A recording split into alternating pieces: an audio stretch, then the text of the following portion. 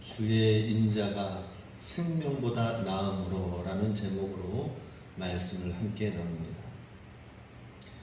오늘 시편 63편은 다윗이 쓴 비탄시에 해당됩니다.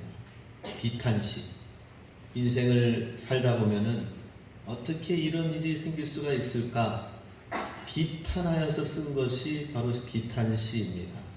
그런데 오늘 이 본문 말씀을 읽어보니까 어떻습니까?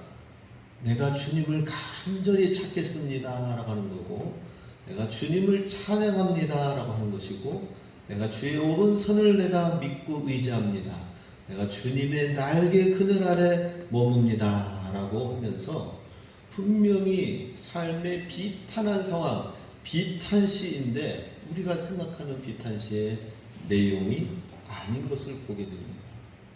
다윗의 이 믿음을 우리가 볼 수 있기 원합니다. 지금 다윗은 아들 압살롬에 의하여서 왕의 자리를 빼앗겨 가지고 쫓기는 가운데에서 이제 강을 건너야 되느냐 말아야 되느냐, 강 건너기 전에 적들이 와서 피하지도 못하는 상황 속에서 죽임을 당할 수밖에 없는 굉장히 진퇴양난의 상황 가운데 있었습니다. 순간순간 하나님이 지켜주시는 그런 일들이 우리 사무엘 하에서 우리 새벽 시간에 새벽 제단에 함께 말씀을 나눈 것을 보게 됩니다. 다윗뿐만이 아니라 우리가 살아가고 있는 이 오늘날 이 시대에도 굉장히 비탄스러운 일들이 많이 있습니다. 그것을 풍자하기 위하여서 미국의 소설가 밀러라는 사람이 쓴 책이 있는데, 세일즈맨의 죽음이라는 책이 있습니다. 이 책에는 64세의 세일즈맨 윌리의 이야기가 소설 가운데 소개되어지고 있습니다. 이 윌리라는 사람은 사람들과 좋은 관계를 맺고 또 나름대로 최선을 다해서 자기 일에 회사를 다니면서 열심히 일하여서 세일즈맨으로 성공하고 자기의 사업을 또 시작할 수 있겠다는 꿈을 가지면서 또 가정적으로는 상냥한 아내 린다가 있고 월부로 집 한 채도 샀기 때문에 몇 년 후면 자기 소유가 될 것이다라는 생각과 함께 또 이웃이 부러워하는 두 아들이 있어서 행복한 삶의 조건은 다 갖추고 있다라고 생각을 하였습니다. 그런데 나이가 들수록 이 윌리의 꿈, 세일즈맨의 꿈은 점점 희미해져 가는 내용의 스토리가 전개되어지는 것입니다. 세일즈맨으로서의 성과급은 자꾸 줄어들고 결국에는 회사에서 일찌감치 해고를 일방적으로 당하게 됩니다. 희망의 상징이었던 두 아들도 무능한 아버지에게 반항하며 빗나가기 시작합니다. 배반과 슬픔, 피로, 깨어진 꿈에 대한 절망감은 윌리를 거의 정신착란으로까지 결국에는 몰고 가는 내용이 전개가 되어집니다. 마지막 세일즈맨의 죽음이라는 것처럼 윌리는 두 아들을 위해서 지금 이 상황 속에서 어떻게 할 수 없는 어려운 상황 속에 경제적인 어려움도 있고 그런 상황 속에서 내가 가장으로서 두 아들을 위하여서 보험금이라도 남겨줘야 되겠다 하고 자동차를 폭주하면서 달리다가 자살하면서 죽게 되고, 죽게 되어서 타게 된 보험금은 생각보다 많이 나오지 않아서 집의 마지막 월부금을 낼 수 있는 정도까지밖에 되지 아니한 그런 상황의 내용이 쓰여졌습니다. 그것은 이게 미국 사회에서 쓰여진 글인데, 사람들이 정말 맨하탄, 뉴욕 거리를 달리면서 디트로이트 자동차 공업 도시를 사람들이 다니면서 나름대로 열심히 일한다고 하지만은 세일즈맨의 꿈은 너무나도 꿈에 불과한 비탄스러운 상황이었다는 사실을, 현실을 비판한 그러한 소설이 됩니다. 우리가 살면서 참 비탄스러운 일들이 많이 있습니다. 그렇기 때문에 우리 마음도 가누지 못하면서 사는 경우들도 많이 있습니다. 그래서 우리 인류 살아가면서 점점 사람들은 문명은 발달해 가고 분명히 살기는 좋아져 가는데 왜 이렇게 사건 사고가 많이 납니까? 인류 역사에서 가장 위대한 발명이 무엇이냐라고 요즘에는 말합니다. 그것은 욕이다라고 하는 거예요. 욕. 옛날 원시인들이 모닥불 피워놓고 둘러앉아서 이야기를 하다가 서로 말이 맞지 않고 이해관계로 인하여 논쟁이 벌어지면은 누군가 화가 나서 상대방을 곤봉으로 내려쳐서 죽이려고 했던 것이 옛날 원시 시대의 상황이었다고 합니다. 그런데 욕이 발견이 되어져서 욕 한마디 하면서 속에 있는 것을 분노를 삭혔다면은, 그래서 그 생명을 해치지 않았다면 욕이라는 것은 인류에 있어서 가장 큰 발명품이다라고 하는 거예요. 욕이 대단하죠, 그죠? 사람을 죽이지 않고 죽이려고 하는 그 마음, 그러한 상황에서 욕 한마디 하면서 풀어내가지고 분을 삭히니까 욕이라는 것은 대단히 큰 위대한 발명이다라고 얘기를 합니다. 이제 욕하면서 사시기 바랍니다. 사람 죽이지 말고 욕하세요. 욕쟁이 할머니가 되세요. 그런데 세상 사람들은 아멘 누가 하셨습니까? 예. 세상 사람들은 하다 못해 하도 마음 가운데에서 쌓이고 분이 나서 그렇게 한다 하지만은 우리는 어떻습니까? 세상 사람들은 욕하는 게 최선이에요. 최선. 예. 우리 세상 사람들이랑 같이 욕하면 안 되겠죠, 그죠? 그들에게는 하나님이 없잖아요. 하나님이 없기 때문에 자기 자신을 믿고 자기 자신이 해나가려고 하는데 안 되어지고 안 풀어지고 하니까 욕을 하는 것입니다. 그게 최선입니다. 예. 누가 욕을 하면은 저 사람은 정말 최선을 다하고 있구나, 그렇게 여기시기 바랍니다. 그런데 우리는 하나님과 대화할 수 있습니다. 하나님께 기도할 수 있습니다. 기도하면서 주의 성령님이 임재하여 주셔서 나의 마음과 생각과 상황을 바뀌어주시는, 내 안팎을 바꿔주시는 분이 하나님이 계시다라고 하는 것입니다. 그 위대한 발명은 욕이 아니라 내 생의 위대한 발견은 뭐예요? 하나님과의 대화, 기도다라고 하는 것입니다. 기도를 발견하셨습니까? 얼마나 위대한 것인지 기도하는 삶을 우리가 살아야 된다는 것이죠. 다윗은 이 기도가 얼마나 위대한 건지를 알고 도망가고 비탄하는 이 상황 속에서 하나님 앞에 간절히 기도하고 찾았습니다. 1절 같이 읽습니다. 하나님이여 주는 나의 하나님이시라. 내가 간절히 주를 찾되 물이 없어 마르고 황폐한 땅에서 내 영혼이 주를 갈망하며 내 육체가 주를 앙모하나이다. 자, 다윗이 지금 이런 비탄스러운 상황, 아들이 왕의 자리를 찬탈하기 위해서 모든 백성들의 마음 환심을 다 돌리고 다윗은 이제는 걸음아 날 살려라 하면서 쫓겨나가는 상황이 이 얼마나 수치스러운 가운데에, 두려움 가운데에 놓여져 있습니까?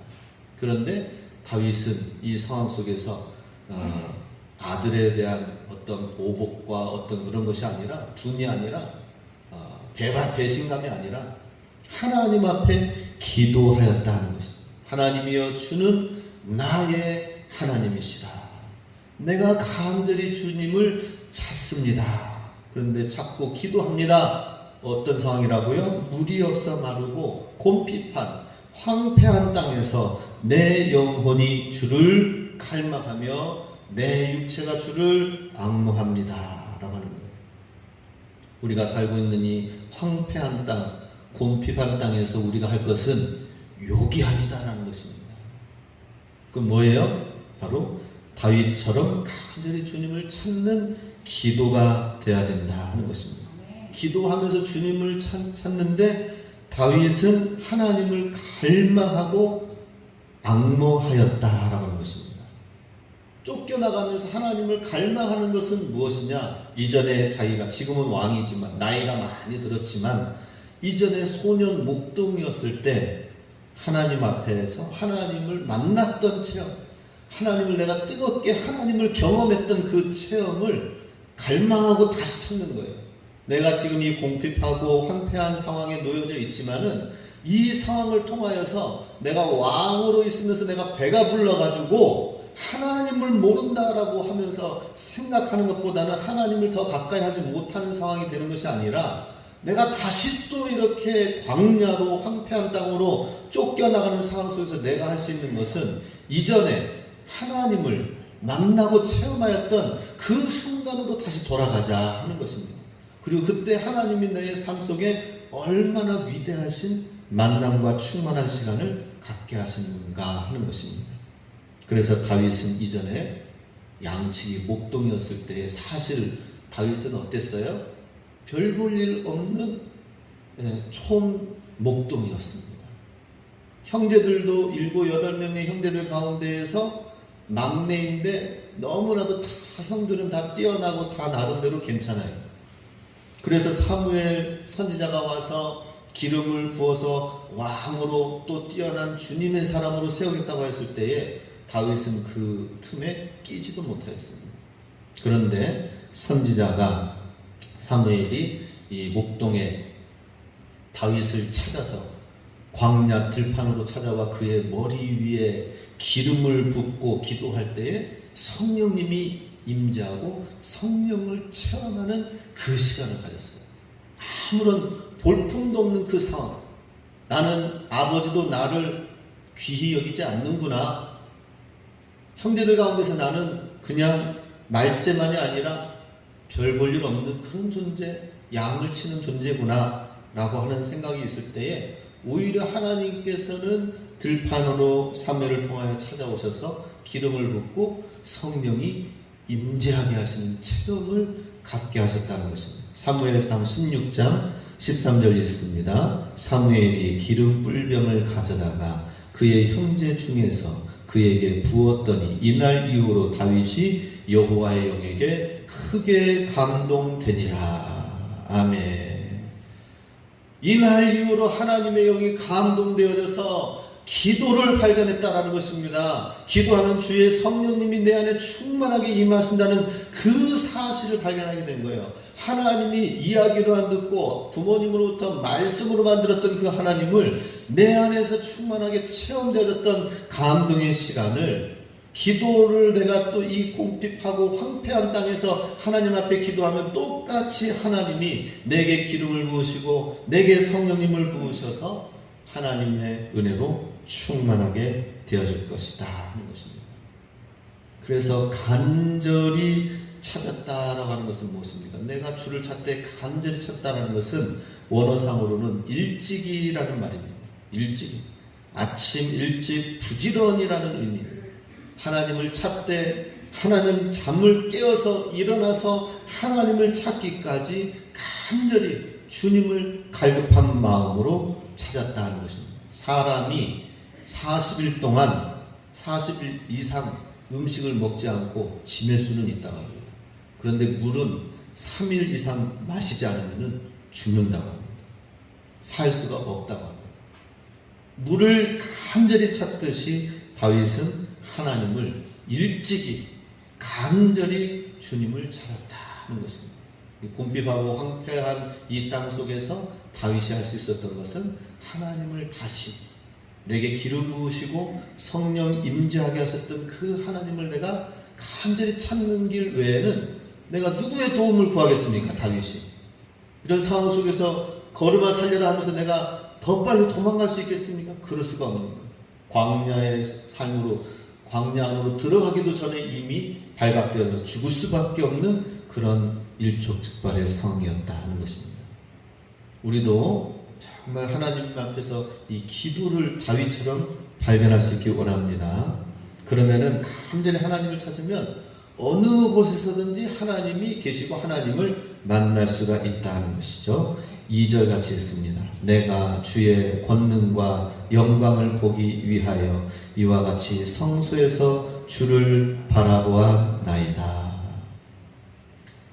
기도하면서 하나님께 간절히 기도하며 찾았더니 다윗에게 주신 하나님의 생각은 뭐예요? 하나님께서 이전에 주셨던 권능과 영광을 생각하게 하시는 거예요. 내가 하나님을 믿고 따랐을 때 주님의 능력, 권능을 내가 경험하였고 하나님의 영광을 목격하고 경험했었던 시간들이 생각이 난다는 것입니다. 우리 삶 가운데서 위기와 어려움은 어떤 시간입니까? 하나님을 간절히 만나고 바라고 그래서 체험하는 시간들이고, 그 시간들이 누적이 되어지면은 그 다음에는 이제 다시 또 우리는 어떤 문제가 오든지 어때요? 다시 하나님 앞에 하나님의 주의 권능과 영광을 다시 또 경험하는 시간들로 우리는 기도하면서 볼 수 있다는 것입니다. 그것을 다윗은 이런 임재와 권능과 영광을 힘들고 어려운 때에 경험한 것으로만 그치지 아니하고 그의 성소에서 하나님의 임재와 권능을 또한 경험하기를 원하였습니다. 우리 힘들고 어려운 때 주님의 이름을 간절히 부르면서 뒤늦은 어떤 기도가 아니라 지금 평소에 주의 성전에서 하나님을 찬양하며 하나님을 예배하며 주님의 권능과 주님의 영광을 경험하실 수 있는 시간이 되시길 바랍니다. 오늘 예배 드리면서 나오는 이 시간이 하나님의 임재와 영광과 권능을 체험하고 듣는 시간, 믿음으로 갖는 시간이 돼야 된다 하는 것입니다. 자, 3절 같이 읽습니다. 주의 인자하심이 생명보다 나음으로 내 입술이 주를 찬양할 것이라. 다윗이 하나님 앞에 기도하면서 또 임재와 권능을 하나님께서 우리에게 보여주셨던 것처럼 내가 평소에 주님 성소에서 찬양했던 것처럼 이제 다시금 이 위기 가운데 하나님을 찾고 구할 때에 주님께서 내게 동일하게 권능으로 임하실 것을 믿습니다. 기도하였다면 이제는 하나님의 그 큰 사랑이 인자하심이 얼마나 크신가 하는 것을 기도하고 노래하고 찬양하는 것을 보게 됩니다. 오늘 제목 말씀처럼 주의 인자하심이 생명보다 나음으로, 여기에서 인자하심이라는 것은 헤세드, 하나님의 크신 사랑을 말합니다. 크신 사랑, 아가페의 사랑을 말합니다. 십자가의 사랑을 말하는 것입니다.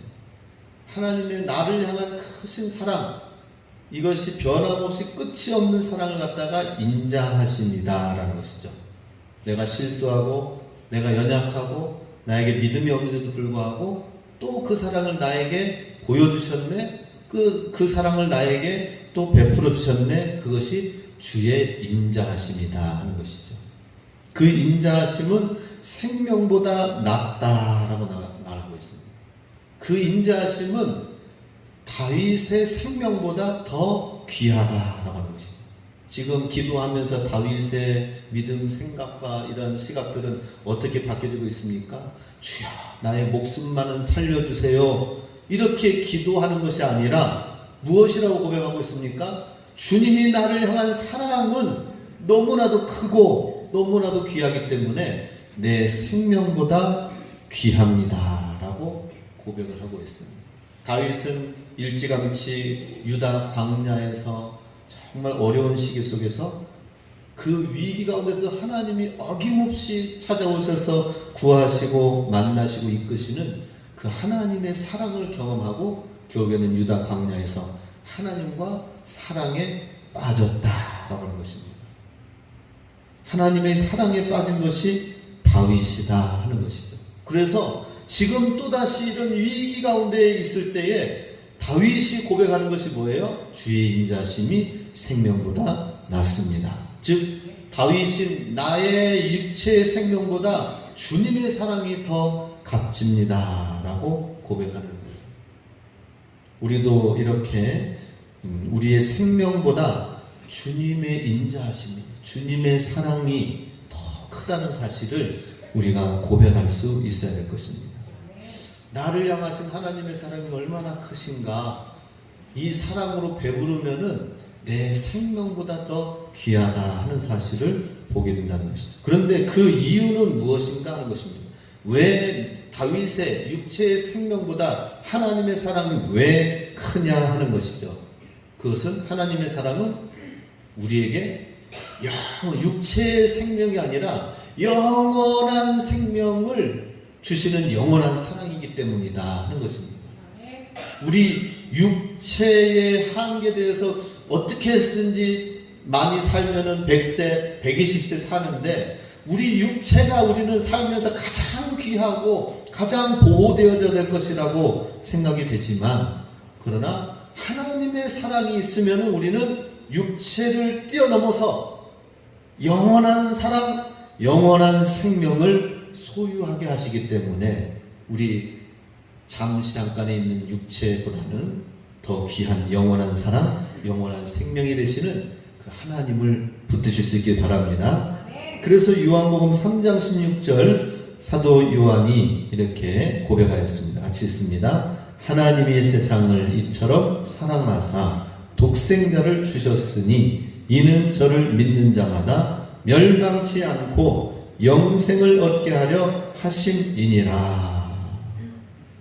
이 말씀 읽으면 지금 시편 63편의 내용 다윗의 고백이 그대로 들어있지 않습니까? 하나님이 이처럼 사랑하사 독생자를 아낌없이 주셨는데 저를 믿으면 멸망치 않고 영생을 얻게 될 것이다 라고 하는 거예요. 시편 63편 1절, 2절, 3절 지금 읽은 이 내용 그대로의 내용이 이 요한복음 3장 16절 안에 들어있습니다. 그럼 사도 요한은 뭐 하나님으로부터 막 계시를 받아가지고 막 받아 적어라 해가지고 썼을까? 그것만은 있는 거 아닌 것 같아요. 분명히 구약 성경의 시편 63편 1절, 2절, 3절 말씀 보니까 하나님의 사랑, 예수님의 사랑은 무엇인가?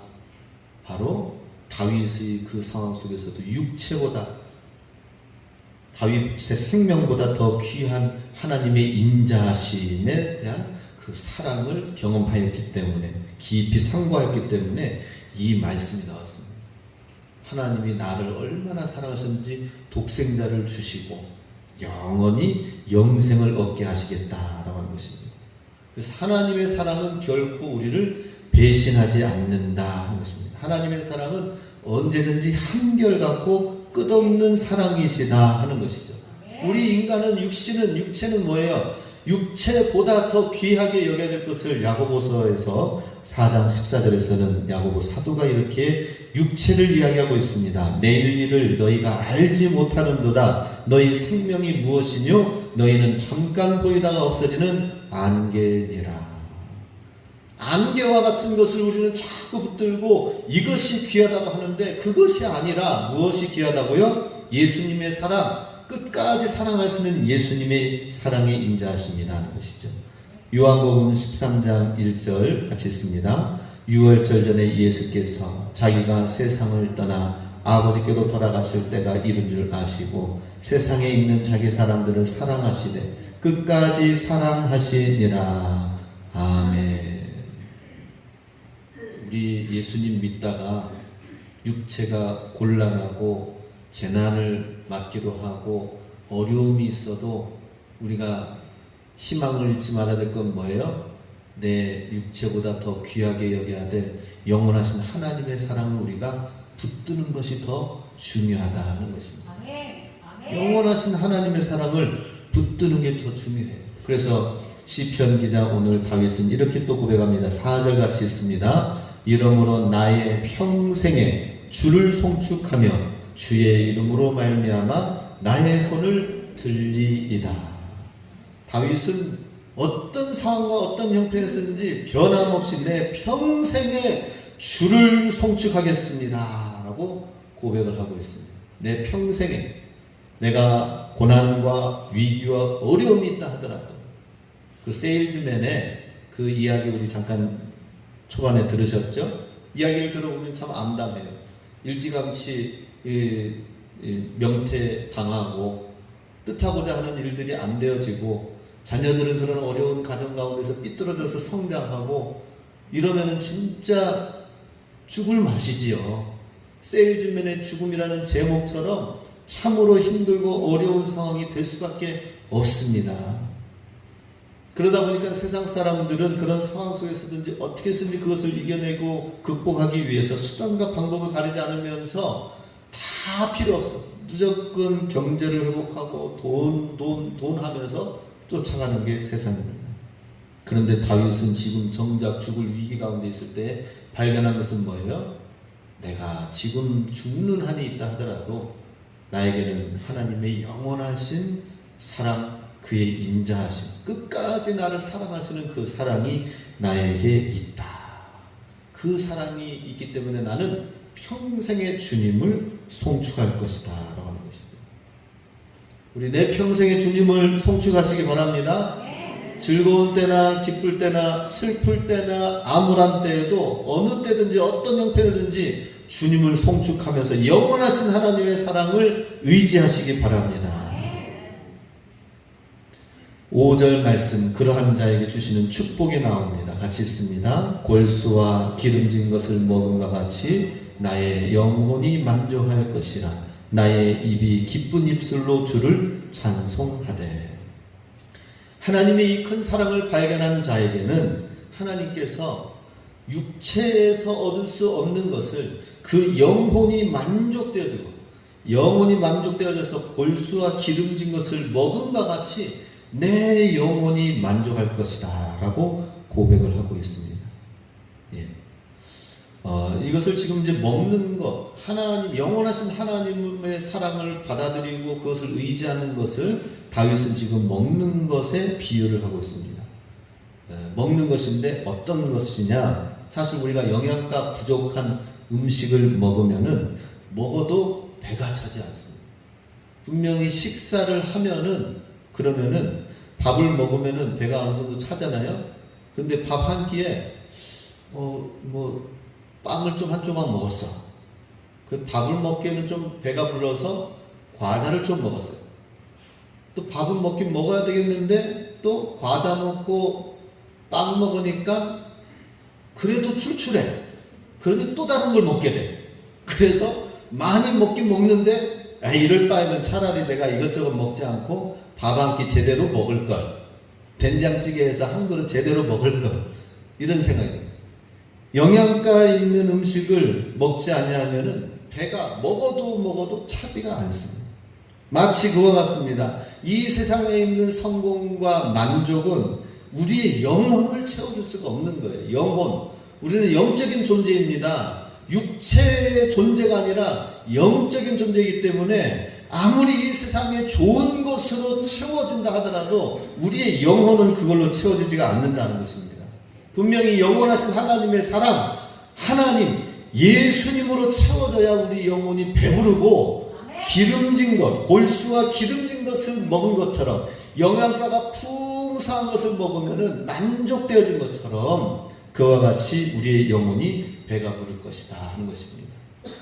그런데 오늘날 많은 신앙인들도 세상 가운데에서 제대로 된 한 끼를 먹는 것이 아니라 자꾸 주섬주섬 이것저것 먹으면서 결국에는 제가 그날 어떻게 해야 됐을까요? 이거 먹고 저것도 먹고 했는데도 배가 뭔가 좀 허전해. 그래서 라면을 또 끓여 먹었습니다. 그랬더니 배가 부르면서도 이건 또 쌀이 아니고 라면이다 보니까 또 이상해. 배는 부른데 헛배가 부른 것 같아. 정말 괴로웠어요. 마치 이와 같이 우리의 육체, 우리의 영혼은 하나님의 것으로 채워지지 않으면, 하나님의 말씀, 하나님 아버지의 사랑으로 채워지지 않으면 반드시 허기진 영적인 존재가 된다라고 하는 것입니다.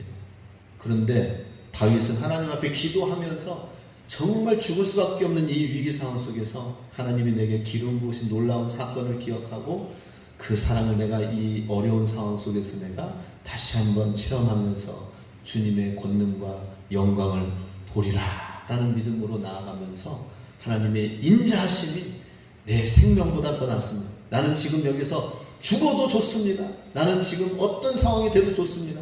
영원하신 하나님의 사랑이 나에게 있기 때문에 라고 했더니 그 영혼이 채워지는 거예요.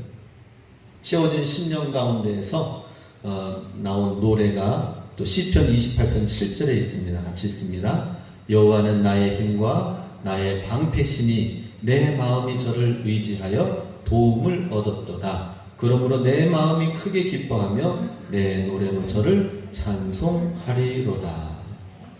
하나님으로 만족되어진 사람은 하나님을 찬양하게 되어 있습니다. 하나님을 평생의 주님을 송축하고 찬양한다라고 나와 있습니다. 하나님으로 만족되지 않으면 찬양이 끊깁니다. 그 사람의 입에서는 불평과 불만이 계속 나오는 거예요. 하나님의 사랑을 경험되어지지 못하고 끊겨지면 그 사람에서는 찬양이 끊기고 나중에는 세상 사람과 같이 똑같이 되어져서 욕이 나옵니다. 욕이. 결국에는 욕이 나오게 돼요. 세상 사람들 아무리 최선을 다해서 욕이 나와서 한다 하더라도 참 얼마나 불행합니까? 저는 군대 가서 진짜 욕 잘하는 사람 진짜 처음 봤습니다. 군대 가서. 야, 그래 뭐 어떻게 부르는 것부터 욕이에요, 욕. 그래가지고는 이거 시키는데도 욕해. 시켜놓고서는 또 마음에 들지 않으니까 또 욕해. 그러고서는 또 군 생활 자체가 비관스러워서 또 욕해. 와, 그 사람을 만족시킬 수가 없어요. 죽어났습니다. 막 계속 빠따 맞고 그 군대 후임병들은 그랬었습니다. 저는 그런 상황 속에서 묵묵히 참고 주일날 협박이 있어도 예배 나가고 그리고 나중에 그 선임병이 결국에는 이제 말년 병장이 돼서 제대하잖아요. 제대할 때에 다른 사람들이 너 그동안 욕했지. 맛 좀 말아 해가지고 이제 멍석 말아가지고 모폭 말아가지고 밟습니다. 밟아. 이제 민간이니까 이제는 필요 안 무섭다, 필요 없다고 밟아버립니다. 근데 이제 저는 그 선임병한테 저희 아버지께서 군생활 하라고 하면서 보라고 한 성경책이 있는데 그 성경책 새거 그걸 선물로 드렸어요. 사회에 나가서 하나님 말씀 보면서 신앙생활 하면서 행복했으면 좋겠습니다 하고 축복을 해줬습니다. 우리 하나님 앞에서 하나님 안에서 하나님으로 만족되어서 하나님을 찬양하는 삶이 얼마나 좋습니까? 오대산의 이 대자연이 너무나도 좋은데 이 대자연을 누리지 못하면서 불행한 가운데 마음이 눌려져 있으면 어떡합니까? 우리 영혼이 만족되어져야 세상에 보여집니다. 우리의 형편이 아무리 좋아지고 아무리 좋은 형편이 된다 하더라도 우리 마음 육체는 깨질 수밖에 없는 것입니다. 그래서 우리 부지런히 주님을 찾으시기 바랍니다. 6절 7절 같이 있습니다. 다윗은 부지런히 주님을 찾겠다고 고백합니다. 내가 나의 침상에서 주를 기억하며 새벽에 주의 말씀을 작은 소리로 읊조릴 때 하오리니 주는 나의 도움이 되셨습니다. 내가 주의 날개 그늘에서 즐겁게 부르리이다. 자, 이제 하나님이 계신 그 심령은 어때요? 주님은 나의 도움이시다라고 하는 거예요. 내가 주님의 날개 그늘 아래서 즐겁게 부르리이다라고 하는 거예요. 지금 강 앞에 기룡강을 건너서 지금 건너기도 전에 적들이 쳐들어오면은 죽을 수밖에 없는 그 상황 속에서 다윗은 지금 나는 주님의 날개 그늘 아래서 즐거이 노래를 부른다라고 고백을 하고 있습니다. 더 나아가서 8절에서는 나의 영혼이 주를 가까이 따르리니 주의 오른손이 나를 붙드시거니와 라고 고백하고 있습니다. 주님의 오른손이 나를 붙드신다. 이걸 믿으시기 바랍니다. 내 평생에 주님의 능력에 권능 있는 오른손이 나와 함께 하신다. 이 고백이 있어야 돼요. 출애굽기 15장 6절 같이 있습니다. 여호와여 주의 오른손이 권능으로 영광을 나타내시니이다. 여호와여 주의 오른손이 원수를 부수시니이다. 출애굽하면서 홍해 바다를 건너면서 불렀던 이 노래가 바로 주님의 오른손의 권능의 구원을 모세가 노래하였다면 이사야도 동일하게 외칩니다. 우리 잘 아시는 말씀 이사야 41장 10절 말씀 같이 있습니다. 두려워 말라 내가 너와 함께함이니라. 놀라지 말라 나는 내 하나님이 됨이니라. 내가 너를 굳세게 하리라. 참으로 너를 도와주리라. 참으로 나의 의로운 무슨 손? 오른손 한번 들어봅시다. 오른손에서 나의 의로운 오른손으로 너를 붙들리라. 다윗의 고백이 있었습니다. 무슨 일이 있으면 오른손을 들으시기 바랍니다. 옆 사람이 불평불만하면 오른손으로 들어서 때리지 말고 주님의 오른손, 능력의 손, 이거 모르느냐? 좀 알려주시기 바랍니다. 주님의 오른손. 그래서 하나님을 간절히 찾았던 다윗은 주님의 오른손, 주님의 손. 그래서 우리 이성봉 목사님 부흥강사, 한국 기독교 최초의 초기에 참 귀한 부흥강사 우리 성결교단의 목사님은 부흥강사 목사님은 곳곳에 다니면서 부흥을 일으켰잖아요. 그죠? 큰 부흥을 일으키면서 주님의 능력의 손, 그 손을 붙들고 주님의 권능으로 복음을 전하고 말씀을 전하여서 대한민국 곳곳에 가지 않은 곳이 없어요. 제가 어느 지역에 가서 그 지역에 역사가 있는 교회에 부흥한 옛날에 큰 교회에서 부흥하였다는 그 교회를 보면은 어김없이 이성봉 목사님과 함께 단체 사진 찍은 사진이 있어요. 사진. 우리 여기도 좀 사진 찍으신 분 계시나요? 오셔가지고 사진 찍으신 분 안 계세요? 진부는 사진 안 찍었고요. 저랑 같이 찍읍시다. 예. 그런데 이성봉 목사님 항상 오른손은 주목을 쥐었어요. 주님의 능력의 손, 권능의 손을 붙들고 내가 다니리라 하면서 했습니다. 자, 이 오른손의 능력을 다윗은 고백하면서 나갔는데 그 모든 것에는 주님의 인자, 주님의 사랑하심이 생명보다 낫다라는 이 고백에서부터 시작이 되었습니다. 나의 목숨보다 주님을 사랑하시기 바랍니다. 이 여름에 더욱더 주님을 더 뜨겁게 사랑하시면서 주님 은혜에 가까이 나아가시는 저와 여러분 되시길 주님 이름으로 축복합니다.